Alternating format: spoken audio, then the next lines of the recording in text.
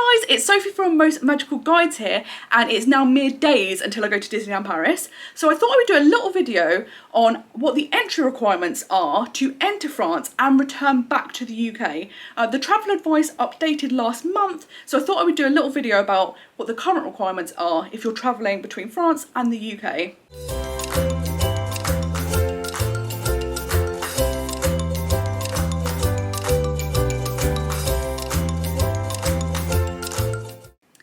So if you are fully vaccinated, you just need to have a sworn statement, and that just says that you don't have any current COVID symptoms. They have it in both French and English, so it's super easy to understand. You could download it from the French government's website, which I will link below.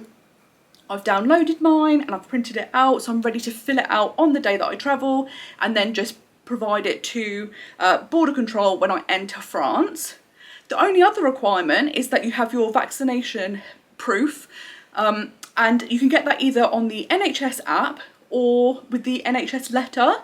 I've actually got both because I went to an event earlier this year and their internet went down, no one could get their QR codes up, it was an absolute disaster. So I've got the letter as a backup. What I've also done is I've taken a screenshot of my QR codes from the NHS app, so I have them on my phone without needing internet access. So I definitely advise doing that because we have seen people have troubles with this. If you're unvaccinated, you have to have an essential reason to travel to France, and you can find that list on the French government website. But in essence, if you just wanted to visit Disneyland Paris for a holiday or France for a holiday, that wouldn't be considered essential. So if you are unvaccinated, unfortunately at the moment you can't travel to France. When it comes to children though, it's a bit different because obviously their parents might be vaccinated, but the children may not be. So these are the rules for children. If they are aged 12 and over and travelling with fully vaccinated adults, they have to do a PCR test or an antigen test in the 24 hours leading up to entering France. That's the only requirement, and children aged under 12, they don't have to do anything, they don't have to take testing, they can just travel. So it should be pretty simple for families. It's just if you have children 12 and over, they would need a little test in the 24 hours before you travel. One other thing I've done is I've downloaded the anti-COVID app. This is from the French government, and what I've done is I've uploaded my NHS QR codes from the app to show my vaccination status and put them into the app. This then gives you a health pass. You might have heard in the news, or if you've been looking at travelling to France, you would have heard about the health pass, and that basically lets you gain entry to venues with larger numbers of people, like events, concerts, bars, and Disneyland Paris. So it was a little bit of a faff, I'll be honest. And what I had to do is I had to get a screenshot of both of my QR codes for both of my vaccines, and it's super important that you do both of them. What I then did is I uploaded those photographs onto my laptop. I then opened the anti-COVID app and took photographs of both of my QR codes so that they can be in a wallet in your health pass in the anti-COVID app. And once I uploaded both of them, some confetti came down on the screen. It was like, whoa, you've got your health pass, which is fantastic. But you do need to do both QR codes. Don't forget to do both, because otherwise they won't know that you've had both vaccines and that you are fully vaccinated. And then you can then show that when you go to Disneyland Paris, or if you travel into Paris itself or around France, you can show that to go into the larger venues that need it.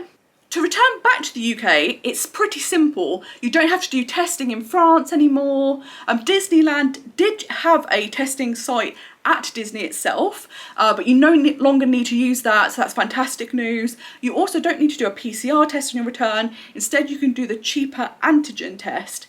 This is a day 2 test. Mine cost £22. I've ordered it in advance and it's already arrived, which is fantastic. You do need to order this before you fly because you need to register your kit, and they will then send you a code which you have to put in your passenger locator form. The passenger locator form you have to fill out in the 48 hours before returning to the UK. So you will need this number. So if you order it a day or 2 before going and it arrives whilst you're in France, you won't have access to this code. So that could be a bit of a nightmare. So I'd order it well in advance if you can, and register it as soon as you can so that you get this number. And again, like, keep it on a piece of paper, take a screenshot on your phone so you've got it with you, ready for when you fill out your passenger locator form. That's the only thing you have to do before travelling back to the UK. Once you're in the UK, you have to do your antigen test, either the day you arrive, which is day 0, day 1 or day 2. You can get tests that are unsupervised or supervised. You can get ones you do yourself or someone else does for you. I'll put a link down below to the government website, which has all the official testing companies that they're using. They kind of vary from £20 upwards per person. So yeah, it's not too complex now. I was kind of worried.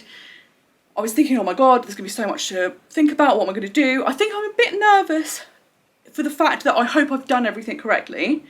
But I think it's all good. So in essence, to travel at the moment, you just need your sworn statement, your proof of vaccination, and then you need to fill your passenger locator form 48 hours before flying back to the UK, and then do your antigen test within the 2 days that you arrive.